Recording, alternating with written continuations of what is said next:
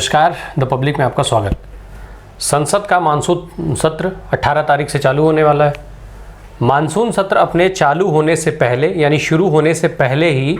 चर्चा में है। चर्चा में क्या, बल्कि चर्चा से ज़्यादा वो विवादों में घिरता चला जा रहा है।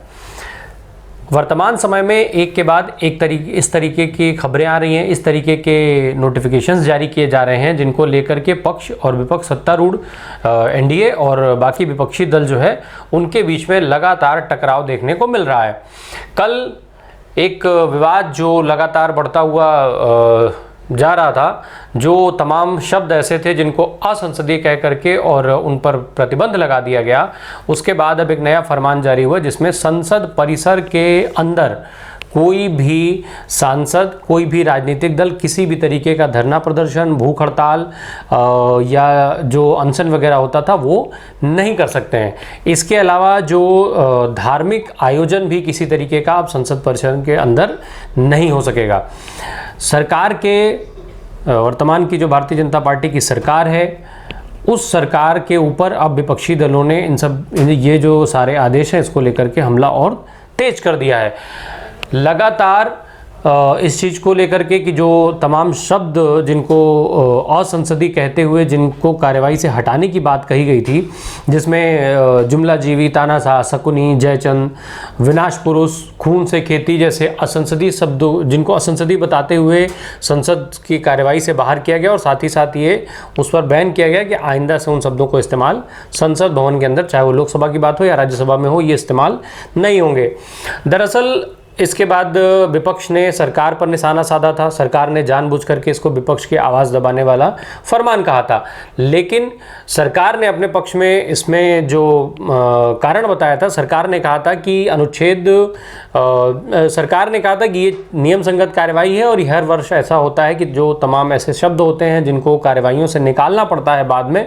वैसे शब्दों को कार्यवाही से बैन किया जाता है, उसको नियमतः वो काम हो रहे हैं। जैसा आपको बता दें कि संविधान के अनुच्छेद 105(2) के तहत सांसदों को ये विशेषाधिकार है कि वो अगर किसी भी इस तरीके के शब्द का प्रयोग संसद के अंदर अपनी कार्यवाही के समय पे करते हैं जो असंसदीय है, तो उनके ऊपर लेकिन कोई मुकदमा नहीं हो सकता है। इसके साथ ही साथ जो सरकार ने अपने पक्ष में बात कही थी, उसके हिसाब से नियम 380 जो है उसके तहत कार्यवाही से शब्द निकाल दिए जाते हैं और 381 के तहत तमाम संसदीय शब्दों को तारांकित करके उनको बाहर का रास्ता दिखा दिया जाता है। इन्हीं नियमों के आधार पर संसद में ये शब्द जो बैन किए गए हैं, जिसको लेकर के विपक्ष बवाल कर रहा है। बहरहाल ये इसके बाद अब ये नया फरमान जो आया है उसको लेकर के विपक्ष एक बार फिर से सरकार पर निशाना साध रहा है। विपक्ष का स्पष्ट कहना है कि सरकार हर तरीके के जो किसी भी तरीके के आवाज़ को दबाना चाहती है। सरकार बिल्कुल नहीं चाहती कि उसका कोई विरोध कर पाए और इसीलिए केवल वो विपक्ष के द्वारा जो शब्द इस्तेमाल किए जाते हैं सरकार को घेरने के लिए, उन्हीं शब्दों को असंसदीय कहते हुए उससे बाहर किया गया है। साथ ही साथ चूँकि जो ये बैन लगाए गए हैं कि आप संसद परिसर के अंदर किसी तरीके का धरना प्रदर्शन नहीं कर सकते, अनशन नहीं कर सकते, ये सारी चीज़ें भी केवल और केवल विपक्ष की आवाज़ दबाने के उद्देश्य से सरकार द्वारा ये किया गया है। कांग्रेस की तरफ से राज्यसभा के सांसद और कांग्रेस के वरिष्ठ नेता जयराम रमेश ने इसको लेकर के और सरकार पर निशाना साधते हुए ट्वीट किया। अपने ट्वीट में उन्होंने लिखा कि विश्व गुरु का नया काम धरना मना है। इसके अलावा आरजेडी के प्रवक्ता और राज्यसभा सांसद, तेज तर्रार नेता माने जाने वाले मनोज झा ने भी इसको लेकर के सरकार पर कमेंट किया है। उन्होंने कहा कि असंसदीय शब्दों की नई सूची के माध्यम से संसदीय विमर्श पर बुलडोजर चलाने के पश्चात अब तुगलकी फरमान आया है कि आप संसद परिसर में किसी प्रकार का धरना, प्रदर्शन या अनशन आदि नहीं कर सकते हैं। तो ये विपक्ष जो है, इसके अलावा तमाम चाहे वो असदुद्दीन ओवैसी हो या शिवसेना की बात हो, सारे लोग इसका विरोध करते हुए सरकार पर अब हमलावर हैं। तो आपको बताते चलें कि इसके पीछे की जो वजह बताई जा रही है, 22 सितंबर 2020 को जब उस समय देश में किसान आंदोलन चल रहा था, जो 3 कृषि कानून आए थे, उस कानूनों का विरोध चल रहा था, उस समय पर राज्यसभा में इस बिल को लेकर के और किसानों के साथ हो रहे तमाम जो बर्ताव को लेकर के बवाल हुआ था, जिसको लेकर के 8 सांसदों के ऊपर निलंबन की कार्रवाई की गई थी। इन 8 सांसदों के निलंबन पर इनमें जो है वो टीएमसी के डोरेक ओब्रायन थे, डोला सेन, आम आदमी पार्टी से संजय सिंह थे, आईएनसी जो इंडियन नेशनल कांग्रेस है, कांग्रेस पार्टी की से राजीव सातव, रिपुन बोरा, सैयद नासिर हुसैन, माकपा से के रागेश और इलामारम करीम, ये नाम थे। ये 8 सांसद थे जो जिनको